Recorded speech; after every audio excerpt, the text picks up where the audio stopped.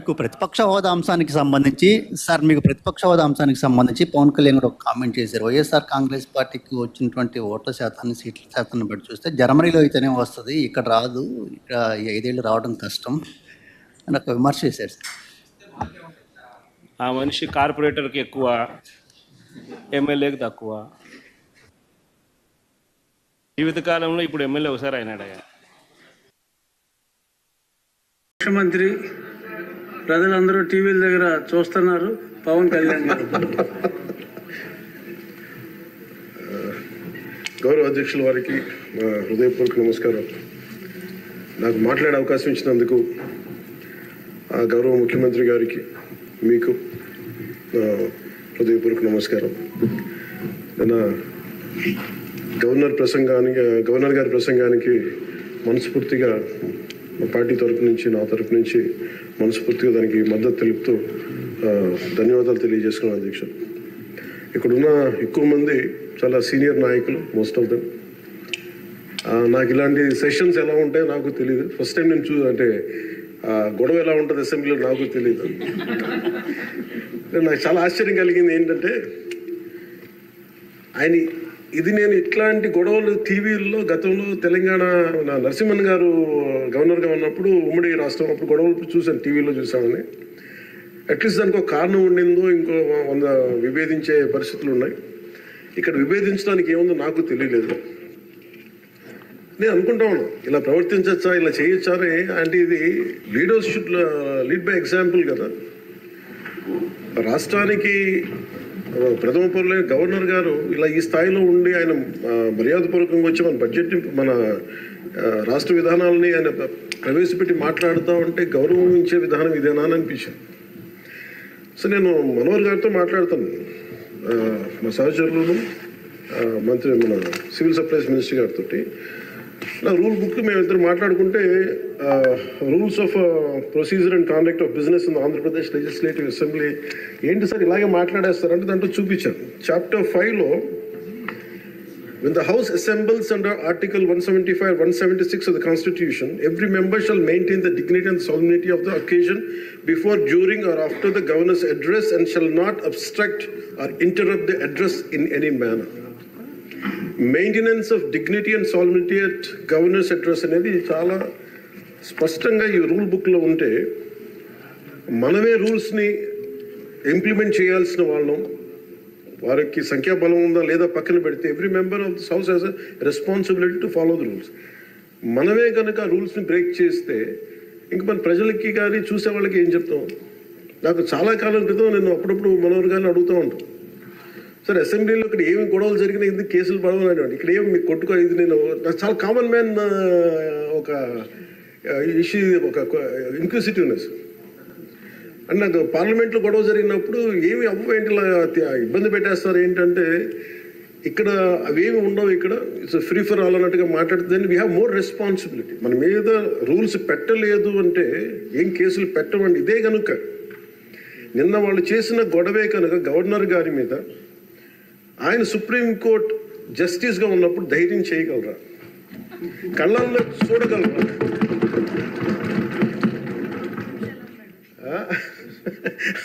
నాకు అదే అనిపించింది. అంటే గౌరవించాల్సింది పోయి ఈ విధానం ఏంటనిపించింది. నిన్న టీవీ వాళ్ళని అడిగారు, మీరు వీళ్ళ వైసీపీ నాయకులు ఇలా మాట్లాడారు కదా, మీ ఇదేంటి అని. YCP synonym for ruckus.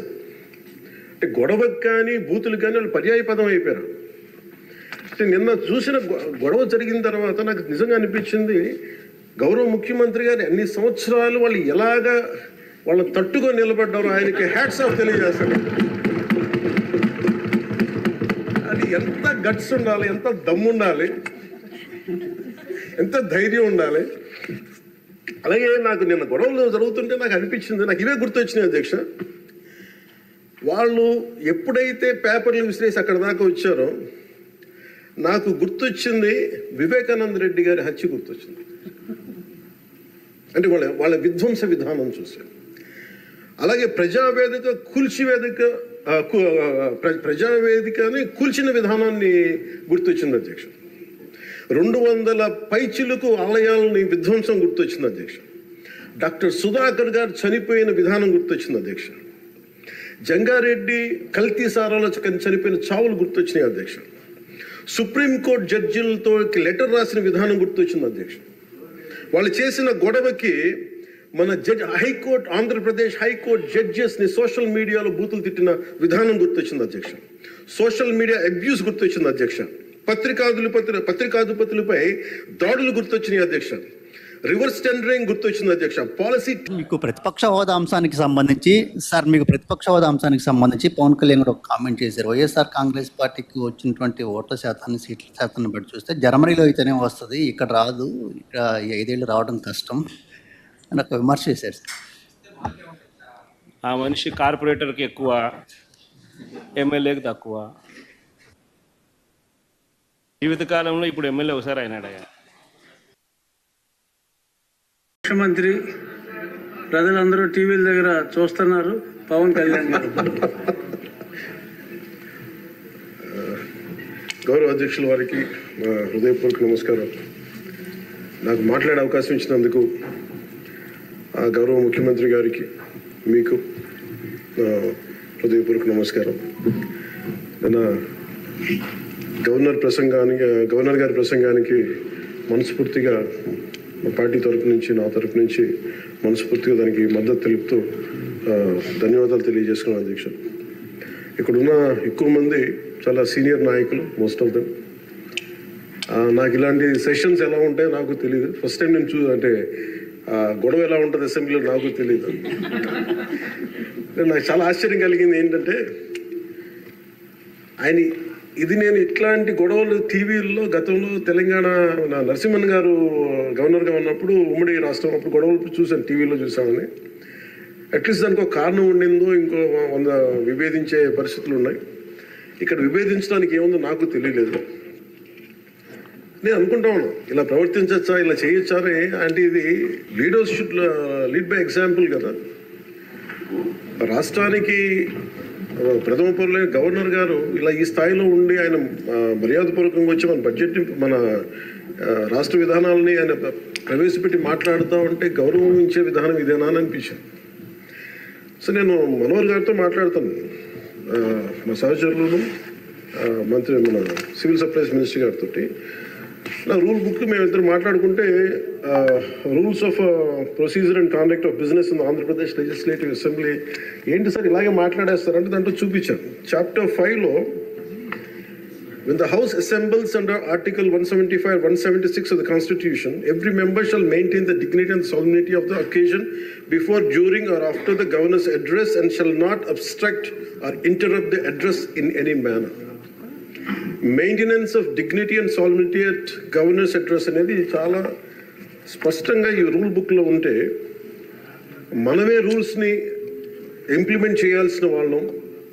వారికి సంఖ్యాబలం ఉందా లేదా పక్కన పెడితే, every member of this house has a responsibility to follow the rules. మనమే కనుక రూల్స్ని బ్రేక్ చేస్తే ఇంక మన ప్రజలకి కానీ చూసే వాళ్ళకి ఏం చెప్తాం?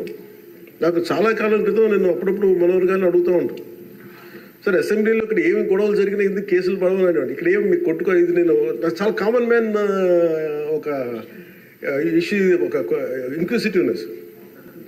అండ్ నాకు పార్లమెంట్లో గొడవ జరిగినప్పుడు ఏమి అవ్వేంటి ఇలా ఇబ్బంది పెట్టేస్తారు ఏంటంటే, ఇక్కడ అవేమి ఉండవు, ఇక్కడ ఇట్స్ ఫ్రీ ఫర్ ఆల్ అన్నట్టుగా మాట్లాడుతుంది. We have more responsibility. మన మీద రూల్స్ పెట్టలేదు అంటే ఏం కేసులు పెట్టమండి. ఇదే కనుక నిన్న వాళ్ళు చేసిన గొడవే కనుక గవర్నర్ గారి మీద, ఆయన సుప్రీంకోర్టు జస్టిస్గా ఉన్నప్పుడు ధైర్యం చేయగలరా?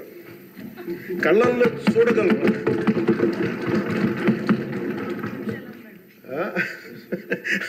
నాకు అదే అనిపించింది. అంటే గౌరవించాల్సింది పోయి ఈ విధానం ఏంటనిపించింది. నిన్న టీవీ వాళ్ళని అడిగారు, మీరు వీళ్ళ వైసీపీ నాయకులు ఇలా మాట్లాడారు కదా, మీ ఇదేంటి అని. YCP synonym for ruckus. అంటే గొడవకు కానీ బూతులు కానీ వాళ్ళు పర్యాయ పదం అయిపోయారు. అంటే నిన్న చూసిన గొడవ జరిగిన తర్వాత నాకు నిజంగా అనిపించింది, గౌరవ ముఖ్యమంత్రి గారు అన్ని సంవత్సరాలు వాళ్ళు ఎలాగా వాళ్ళని తట్టుకొని నిలబడ్డారు, ఆయనకి హ్యాట్స్ ఆఫ్ తెలియజేస్తారు. అది ఎంత గట్స్ ఉండాలి, ఎంత దమ్ము ఉండాలి, ఎంత ధైర్యం ఉండాలి. అలాగే నాకు నిన్న గొడవలు జరుగుతుంటే నాకు అనిపించింది, నాకు ఇవే గుర్తొచ్చినాయి అధ్యక్ష. వాళ్ళు ఎప్పుడైతే పేపర్లు విసిరేసి అక్కడ దాకా వచ్చారో నాకు గుర్తొచ్చింది వివేకానంద రెడ్డి గారి హత్య గుర్తొచ్చింది. అంటే వాళ్ళ విధ్వంస విధానం చూశారు. అలాగే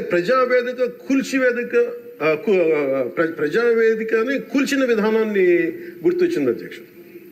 200 పైచిలకు ఆలయాలని విధ్వంసం గుర్తొచ్చింది అధ్యక్ష. డాక్టర్ సుధాకర్ గారు చనిపోయిన విధానం గుర్తొచ్చింది అధ్యక్ష.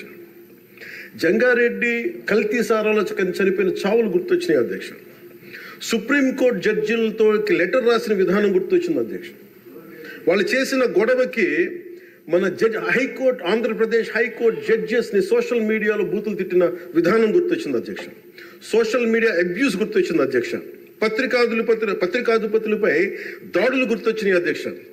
రివర్స్ టెండరింగ్ గుర్తొచ్చింది అధ్యక్ష. పాలసీ టెర్రరిజం గుర్తొచ్చింది అధ్యక్ష.